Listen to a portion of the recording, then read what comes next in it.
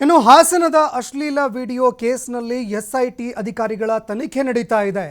ಹೀಗಾಗಿ ರಾಜಕೀಯವಾಗಿ ಕೆಲವೊಬ್ಬರು ಇದಕ್ಕೆ ಸಂಬಂಧಪಟ್ಟಂತೆ ಆರೋಪಗಳನ್ನು ಮಾಡ್ತಾರೆ.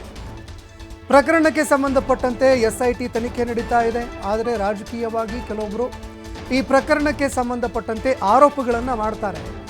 ಆದರೆ ಯಾರ್ಯಾರು ಆರೋಪವನ್ನು ಮಾಡ್ತಾರೆ ಆ ಆರೋಪಗಳಿಗೆಲ್ಲ ಉತ್ತರ ಕೊಟ್ಕೊಂಡು ಇರೋದಕ್ಕಾಗೋದಿಲ್ಲ. ಪ್ರಕರಣದ ತನಿಖೆಯ ಬಗ್ಗೆ ಗೃಹ ಸಚಿವರಾಗಿರುವ ಡಾಕ್ಟರ್ ಜಿ ಪರಮೇಶ್ವರ್ ಹೇಳಿಕೆ ಕೊಟ್ಟಿದ್ದಾರೆ. ಪ್ರಕರಣದ ತನಿಖೆ ನಡೀತಾ ಇದೆ, ಮೊದಲು ಆ ತನಿಖೆ ಪೂರ್ಣವಾಗಲಿ. ಇದಕ್ಕೆ ಸಂಬಂಧಪಟ್ಟಂತೆ ಸುಖಾಸುಮ್ಮನೆ ಹೇಳಿಕೆಗಳನ್ನು ಕೊಡುವಂಥದ್ದು ಯಾಕೆ ಅಂತ ಗೃಹ ಸಚಿವರು ಟಾಂಟ್ ಕೊಟ್ಟಿದ್ದಾರೆ. ಅವ್ರು ಹೇಳಿದ್ದಕ್ಕೆಲ್ಲ ನಾವು ಉತ್ತರ ಕೊಡಬೇಕು ಅಂತೇನಿಲ್ಲ. ಎಲ್ಲ SITನವರು ಅವ್ರ ತನಿಖೆ ನಡೆಸ್ತಾ ಇದ್ದಾರೆ. ಭಾಳ ಗಂಭೀರವಾಗಿ ಅದನ್ನು ನಾವು ಸರ್ಕಾರದಲ್ಲಿ ಅದನ್ನು ತೊಗೊಂಡಿದ್ದೇವೆ.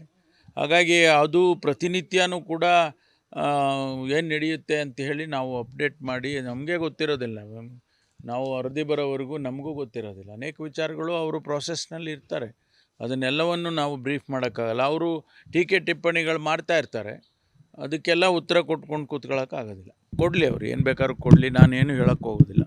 ಎಲ್ಲರಿಗೂ ನಾವು ಈ ರೀತಿ ಉತ್ತರಗಳು ಕೊಟ್ಕೊಂಡು ಕೂತ್ಕೊಳ್ಳೋಕ್ಕಾಗೋದಿಲ್ಲ. SIT ಮಾಡ್ತಾರೆ. SIT ಭಾಳ ಗಂಭೀರವಾಗಿ ಇದನ್ನು ತನಿಖೆ ಮಾಡ್ತಿದ್ದಾರೆ. ಅವ್ರಿಗೆ ಬಿಡಬೇಕಲ್ಲ, ನಾವು ಅವ್ರಿಗೆ ಫ್ರೀಡಮ್ ಕೊಡಬೇಕಲ್ಲ.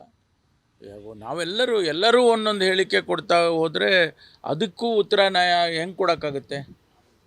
ಅವರೊಂದು ಹೇಳ್ತಾರೆ, ಇವರೊಂದು ಹೇಳ್ತಾರೆ, ಹೇಳ್ತಾನೆ ಇರ್ತಾರಪ್ಪ. ಅದಕ್ಕೆಲ್ಲ ಉತ್ತರ ಕೊಡೋಕ್ಕಾಗುತ್ತೆ? ಅವ್ರು ಹೇಳಿದ್ದಕ್ಕೆಲ್ಲ ನಾವು ಉತ್ತರ ಕೊಡಬೇಕು.